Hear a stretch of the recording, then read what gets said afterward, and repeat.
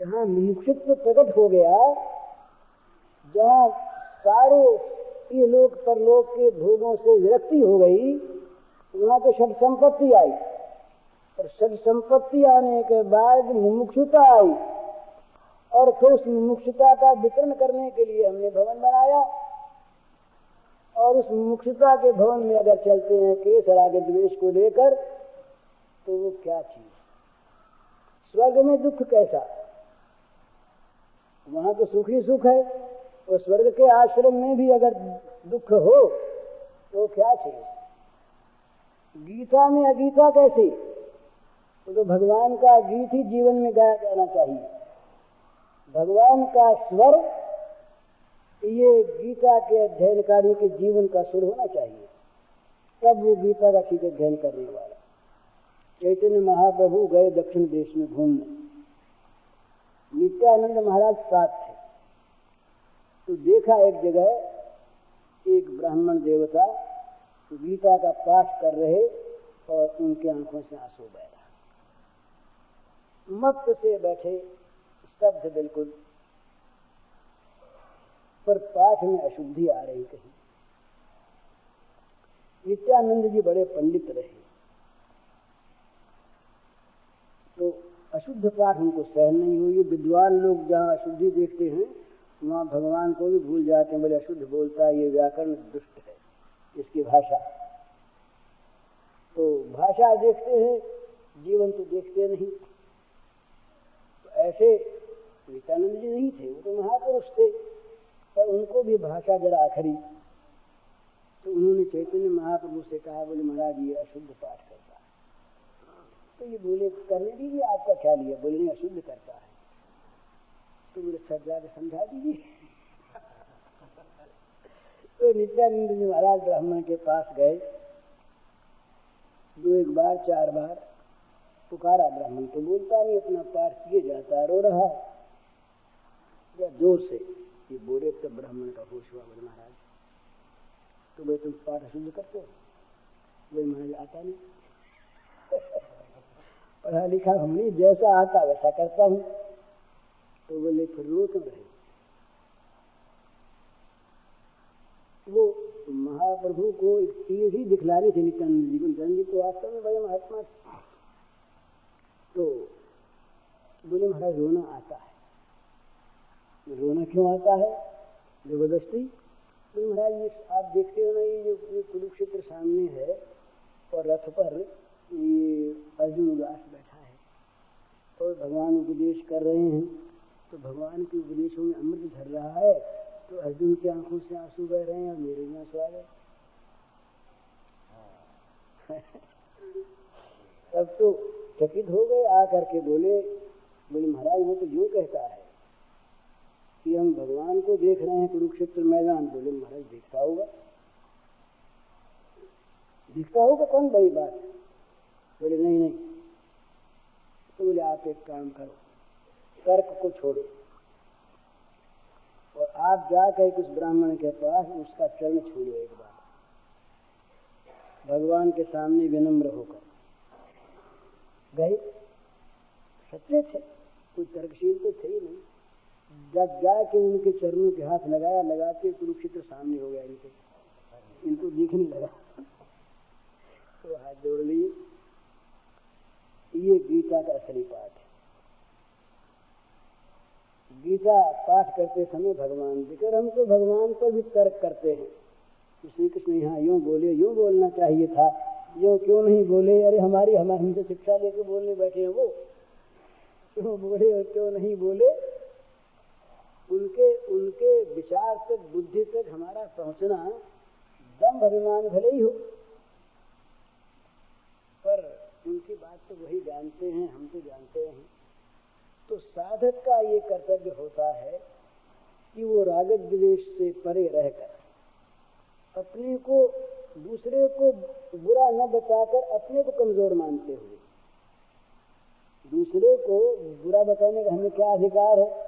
न मालूम किस बुद्धि से, किस विचार से, किस परिस्थिति में क्या काम कर रहा है। इस परिस्थिति में हम होते तो न मालूम हम क्या करते। तो दूसरे को बुरा बताने का हमारा अधिकार नहीं।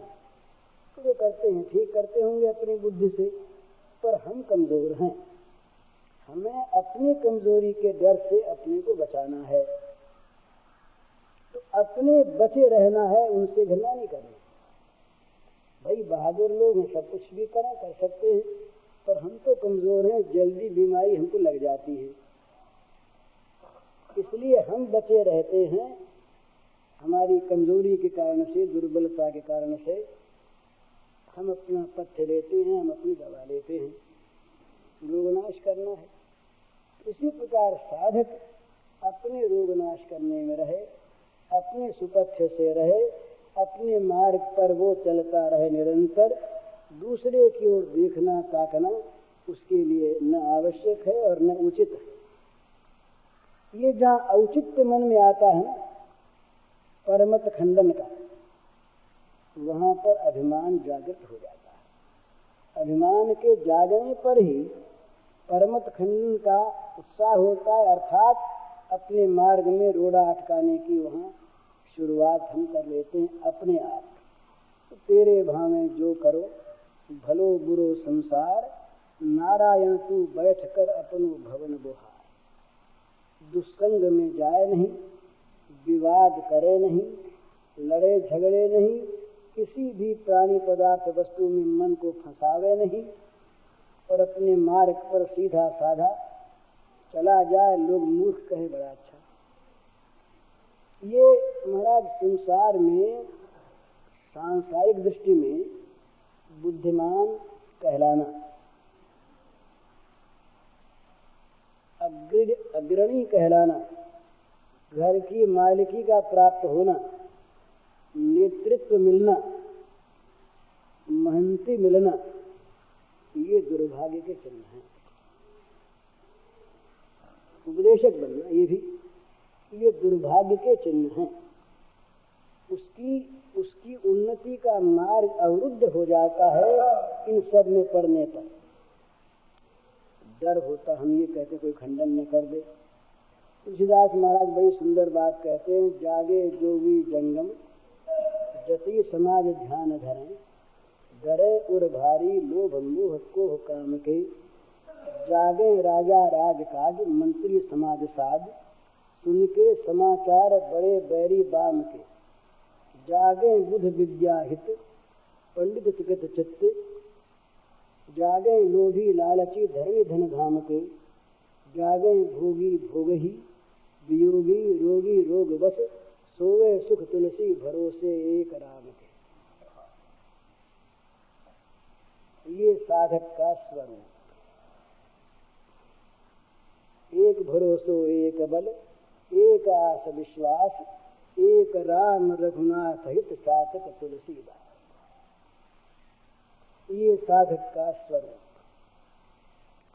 तो अपने को साधना में जो बनाए रखना चाहता है वो अभिमान तो क्या करेगा, उसको तो अभी वस्तु प्राप्त करनी है ना। ये बड़ी सुंदर प्राप्त होने पर अभिमान रहेगा नहीं। जब ठीक वस्तु तत्व की प्राप्ति हो गई तो किसी भी बाहरी वस्तु का अभिमान उसमें रहेगा नहीं। आत्म प्राप्त भगवत प्राप्त पुरुष में लोकाभिमान को गुंजाइश नहीं। और जब तक साधक है तब तक वो अपूर्ण है ही, उसके पास अभिमान करने के लिए कोई वस्तु नहीं। अभिमान करने के वस्तु में तो अभिमान रहता नहीं, और अभिमान करने की वस्तु नहीं तो अभिमान किस चीज का। तो इसलिए न साधक को अभिमान करना और सिद्ध में तो अभिमान रहता नहीं। तो ऐसी अवस्था में अभिमान करने की आवश्यकता नहीं, बोलने चालने की आवश्यकता नहीं। चुपचाप अपने मार्ग का तय करना कि महाराज पहले पहले होता है, फिर जब ये फंस जाता है ज्यादा तो आदमी फिर बाहर की वस्तुओं के प्राप्त करने में ललचा जाता है। मुझे कहनी नहीं चाहिए पर अपने में आज वो बात है नहीं, गिर गया इसलिए कहने में आपत्ति नहीं। 1916 के बाद बांकुड़ा के 24 मील दूर एक गांव है शिमलापाल, वहाँ में नगर बना था। गवर्नमेंट ने मुझे पकड़ लिया था। वहाँ मैं नाम जप करता था। वो बात आज मेरे में नहीं है, वहाँ की बात थी, वो मैं कहता हूँ, बड़ी अच्छी थी और साधक के लिए तो बड़ी अच्छी चीज। मैं जो नियम से नाम जप करता वो तो करता, बाकी समय मैं ऐसा मेरा मन रहता कि नाम जप कभी बंद न हो। तो क्या क्या वृत्ति हो गई कि मैं चाहता कि मेरे पास कोई आवे नहीं। अगर आवेगा, बातचीत शुरू कर देगा तो मेरे नाम में विघ्न हो जाएगा। मन तो भगवान में लगा नहीं था, जीव की चीज थी। और अरे कम से कम आवेगा तो प्रणाम करके बैठाना तो पड़ेगा ना, इतनी देर ही जीभ दूसरे काम में लगेगी। तो मैं चाहता कोई आवे नहीं। गवर्नमेंट की ममानियत थी, लोग आते भी डरते थे, आते भी नहीं थे।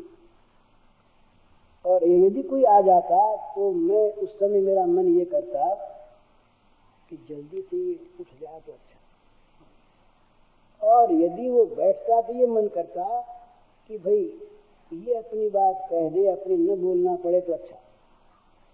यदि बोलना पड़ता तो मन कहता कि इसकी 5 बात का उत्तर एक ही शब्द में दे दे तो जीभ फिर नाम में लग जाए, जीभ फिर नाम में लग जाए, नाम को कभी भूले नहीं। और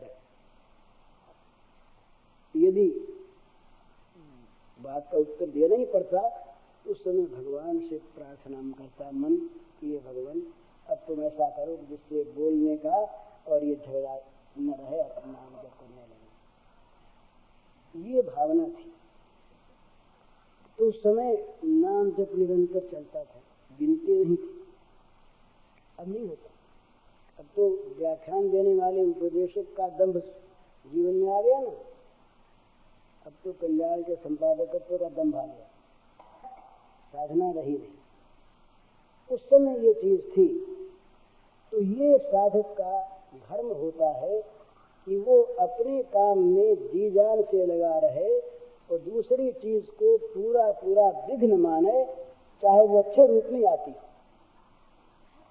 उसको अच्छे रूप का विरोध नहीं है, उससे उस व्यक्ति से उस घटना से द्वेष नहीं है, तो उससे अपनी चीज जो छूटती है ना, अपनी चीज को छोड़ना वो सहन नहीं कर सकता, दूसरी चीज रहे अपनी।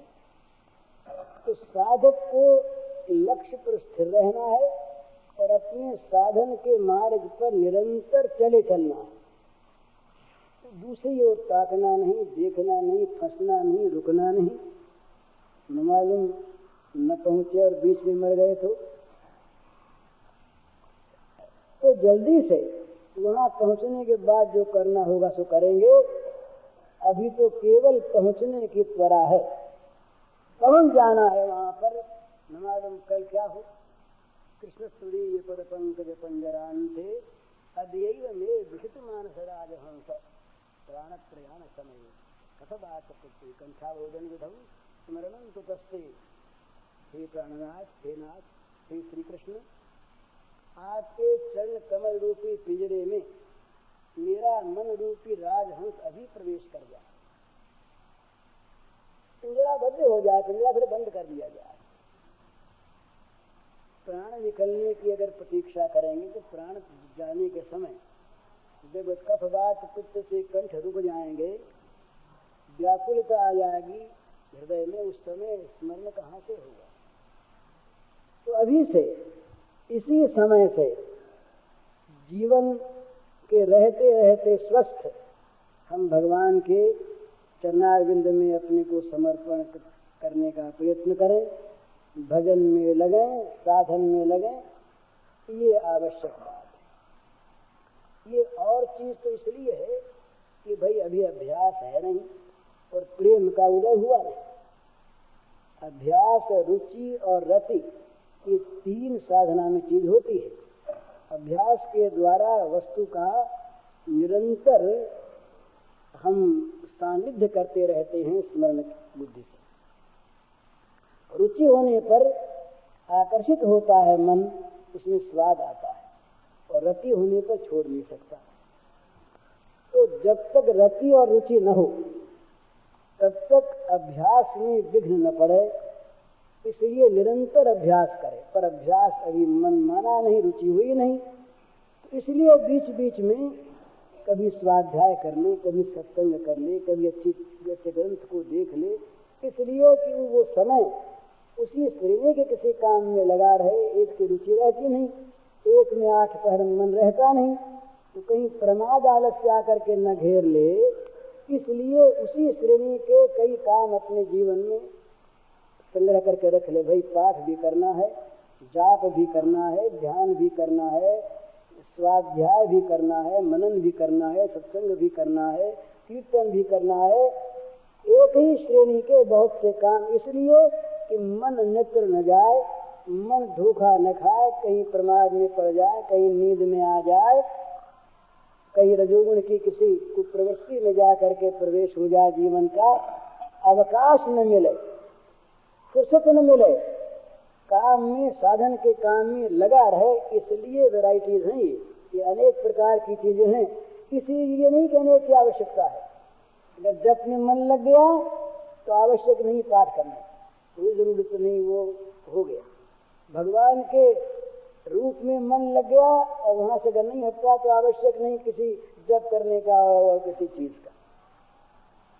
भगवान की तरफ वृत्ति अगर बैठ गई तो किसी बाहर के स्वाध्याय की आवश्यकता नहीं। ये तो इसीलिए है कि किसी प्रकार से भी हमारा मन खिंचता है भगवान की ओर।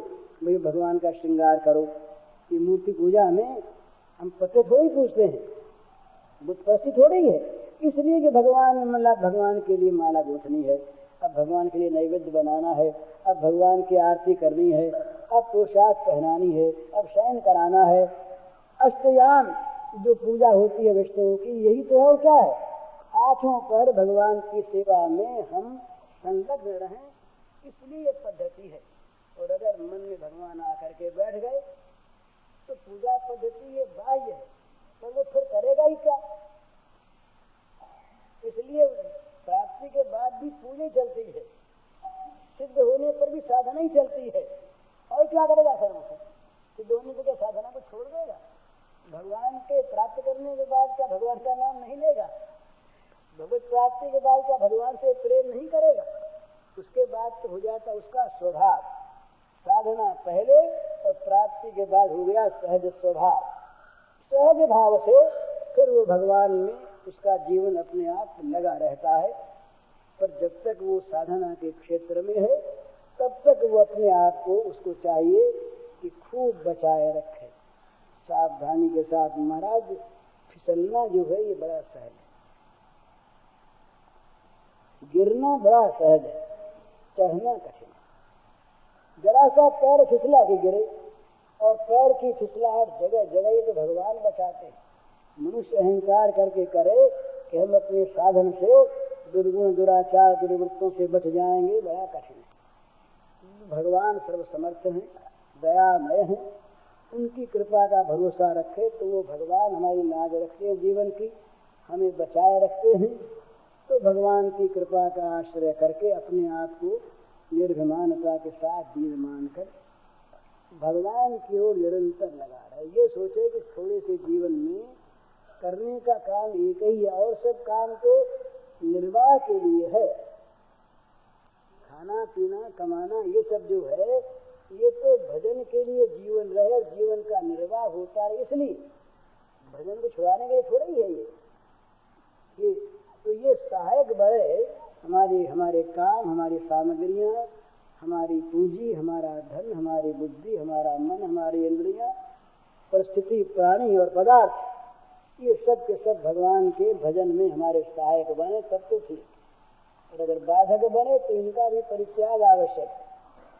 ये कोई काम मनुष्य को अकेले आया अकेले जाना है, पर अपने कर्म के समूह को लेकर जाना है। यदि कर्मों का यहाँ हमने वो अवसान न हो गया, कर्म अगर नहीं जले तो दूसरे हमारे कोई काम नहीं आएंगे। यहाँ के कहीं उन कर्मों को भोगना पड़े, तो कर्मों को जला कर जाओ जिससे फिर फंसना न पड़े। न जले तो कम से कम उत्तम कर्म करते हुए जाओ जिससे आगे रास्ता तो मिले। साधन के मार्ग पर आरूढ़ हो जाओ, कहीं भ्रष्ट भी हो गए तो फिर भगवान बता देंगे रास्ता। और अभ्यास की मनोवैज्ञानिक चीज भी पूर्वाभ्यास रहते यवशो पिसह, अवश्य हो करके पूर्वाभ्यास नए अभ्यास में लगा देता है मनुष्य को। तो इसलिए 3 चीज की ध्यान रखने की आवश्यकता है। सावधान रहे कहीं जीवन भगवान को छोड़कर दूसरी ओर न जाने लगे। ये बड़ी सावधानी, किसी भी शर्त पर और किसी भी प्रलोभन पर, किसी भी भय पर इस बात का समझौता न करें। बोले भाई तुम कुछ दिन के लिए अलग छोड़ दो इस चीज को, तुम्हारा ये लाभ हो जाएगा, पीछे कर लेना। और अगर उसी में मर गए तो गया ना जीवन।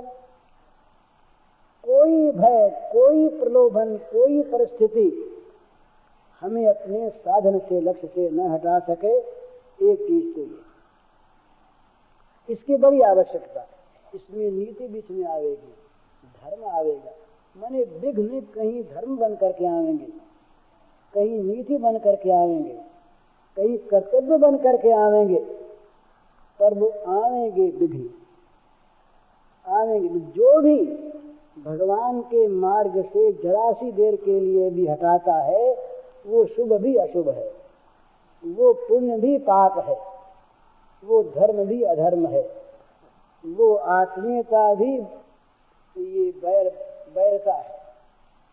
इसलिए पहली बात तो ये कि लक्ष्य से हटे नहीं।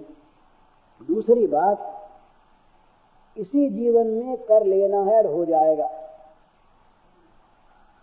ये मन में निश्चय रखे, अगले जीवन पर न टाले। हमको तो यही कर लेना है जितना बाकी इसी में।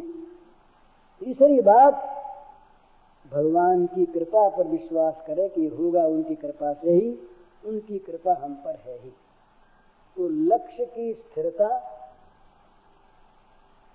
सफलता का निश्चय और भगवान की कृपा का आश्रय, 3 बात। लक्ष्य की स्थिरता, लक्ष्य भ्रष्ट न हो जाए, और सफलता का निश्चय, इसी जीवन में सफलता होगी ही।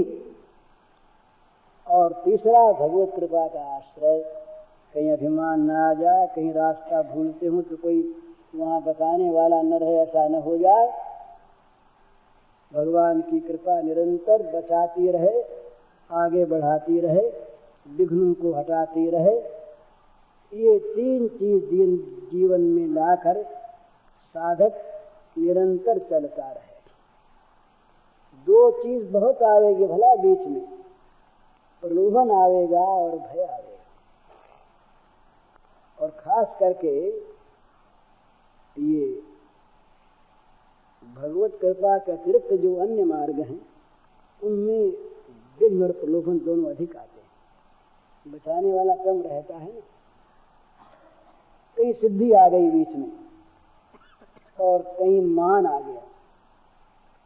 साधक को जरा सा भी अगर मान प्रिय लगा तो मान जीवन में छा जाएगा। फिर वो साधना करेगा मान के अनुसंधान में। जहाँ मान नहीं मिलेगा वहाँ उसके रहने में उसे कठिनता होगी कि यहाँ का वातावरण हमारे अनुकूल नहीं है, वो ये कहेगा। वातावरण की प्रतिकूलता तो ये साधन में सहायक है, क्योंकि वहाँ राग का, आसक्ति का बंधन नहीं होगा। जिसके घर वाले बहुत अधिक प्रेम करें और जिसको संसार की अधिक सुविधा प्राप्त, वो असल में परमार्थ की दृष्टि से भाग्यहीन है, क्योंकि उसको वहाँ स्नेह के बंधन की आशंका है। हो ही जाएगा बंधन, तो बंधा हुआ है ही पहले से। तो इसलिए उसके लिए अधिक विघ्न आते हैं। कहीं मान मिल गया, कहीं नाम हो गया, कहीं पूजा होने लगी, कहीं कोई सिद्धि आ गई। स्वप्न में एक चीज दिखी और वो कहीं हो गई तात्कालिक न्याय से, तो बोले हमारा स्वप्न सिद्ध हो गया, संकल्प सिद्ध हो गया। वो संकल्प सिद्धि के फेर में पड़ गया। वो सर्व संकल्प सन्यासी नहीं होगा। वो तो संकल्प को बनाए रखकर, बढ़ाए रखकर सिद्धि चाहेगा वो। और संकल्प का संन्यास यदि नहीं हुआ और सांकल्पिक ये जगत जो का तो बना रहा तो भगवान छुपे रहेंगे। तो इसलिए ये आवश्यक है कि वो इन विघ्नों से सावधान रहे। तो प्रलोभन और भय ये दो बहुत आते हैं, और हम तो देखते हैं कि जगत में सब तरह के लोग हैं ना, द्वेष करने वाले भी, कुटिल भी, सीधे भी। तो सीधे लोग हैं बहुत जल्दी मान करने लगते हैं, उनका हृदय तो ऊंचा है, वो सब में शुभ देखते हैं बेचारे, इसलिए हमसे तो वो ऊंचे हैं। लेकिन वो अगर मान उनका हमें प्रिय लग गया तब फिर हमारे जीवन में अनुसंधान की वृत्ति रहेगी। एक कहाँ मान मिलता है हमारी बात कहाँ कहाँ पर लोग आदर से सुनते हैं, बोले वहाँ तो सत्संगी है ही नहीं, क्या करें जा करके, 10 आदमी भी नहीं आते, कोई प्रेमी नहीं। तो जहाँ हमारी बात सुनने वाले होंगे वहाँ प्रेमी, चाहे वो देवताओं का समूह हो। हमारे न सुनने वाले हैं तो प्रेमी नहीं, हमारी न सुनने वाले हैं तो सत्संगी नहीं, क्योंकि हमें वहाँ पर मान चाहिए। अरे सुनाओ अपने भगवान को। तो परसों सुनाया था ना गीत रविंद्र का कि भाई तुम्हारे हमारे कॉल हुआ था, एक नाव में चलेंगे हम लोग अकेले ही, और नाव को समुद्र के मध्य में छोड़ देंगे, किधर जा रही है कौन पूछेगा, तुम और हम दो मौज से, और हम तुमको वहाँ अकेले में गान सुनाएंगे, अकेले में गान सुनाएंगे। और वो गान किसी नियम में आबद्ध नहीं रहेगा। नियम में आबद्ध जो गान है वो तो नियम को देखता है, वो तो कहीं एक जरा सा ठेका ठीक नहीं लगा कि गायक का मुंह बिगड़ जाता है, पर प्रेमी गायक ठेका थोड़ी देखता है। तानसेन रहे, तानसेन ने बादशाह अकबर के पास रहे, एक दिन बड़ी सुंदर उन्होंने एक मलार राग गाई, बड़ी सुंदर गाई। बादशाह मुग्ध हो गए, बेहोश से हो गए। तो बादशाह ने पूछा ये तुमने कहाँ सीखी? बोले गुरु जी से सीखी। गुरु जी कौन? बोले हरिदास जी महाराज, वो गाते हैं। बोले महाराज हम तो कुछ नहीं, वो कहीं उनके आपने तब पता लगे। मुझे सुनाओ। सुनाए कैसे? अब वो ये थोड़ी एक फरमाइश देने से वो यहाँ पर आपके दरबार में आकर के हाजिरी दे और यहाँ गान सुना दे। तब जिज्ञासा थी, हम चले। बोले बादशाही वेश से काम नहीं चलेगा, चलना हो तो मामूली आदमी बन के हमारे साथ चलो। तो मामूली वेश में अकबर तानसेन के साथ हो गए। बाहर जा करके बैठ गए एक पेड़ के नीचे। अकबर से कहा बैठ जाओ यहीं पर, मैं जाता हूँ। अंदर जा करके हरिदास जी महाराज समाधिस्थ थे, जा करके प्रणाम किया। हरिदास जी जाके बोले तानसेन ठीक हो, खूब मजे में हो? महाराज। बोले महाराज उस दिन जो आपने एक गान सुनाया था संगीत, वो जरा फिर सुनाइए, मैं फिर सुनना सीखना चाहता हूँ। तो बोला तानपुरा। अकबर को इशारा कर देगा, अब जरा अभी गान में मस्त होंगे, अब आके बैठ जाओ। अकबर आके बैठ गए, उठाया उन्होंने तानपुरा और लगे गाने। अब महाराज अकबर को तो कोई ज्ञान रहा नहीं, बड़ी सुंदर वहाँ की एक रचना हो गई, तमाम सात्विकता भर गई, और तमाम मानो भगवान का संगीत तमाम उस अरण्य में फैल गया। तो जब चेत होने लगा तो हरिदास ने कहा कि बाहर निकल जाओ। अकबर को बाहर कर दिया, लौट आए। अकबर ने पूछा कि ये क्या बात है, तुम तो ऐसा नहीं गा सकते, तुम इतने बड़े गायक और ये इतना अच्छा गाते हैं। तो तानसेन ने कहा महाराज मैं तो आपको सुनाता हूँ और ये भगवान को सुनाते हैं। ये बड़ा अंतर है ना। भगवान को सुनाने वाले का स्वच्छंद गान होगा, उस गान में कहीं बाहरी नियम की बद्धता नहीं है। तो रविंद्र ने गाया बड़ा सुंदर कि तुम्हारे हमारे कॉल हुआ था कि अकेले में मैं गान सुनाऊंगा, और ढेउएर मतन वो समुद्र की तरंग की भांति जिधर चलेगा चलेगा, कोई बंधा सूर नहीं, और तुम उसको रागिनी समझ करके बड़े उसमें रस लेकर तुम सुनोगे, हंसते रहो।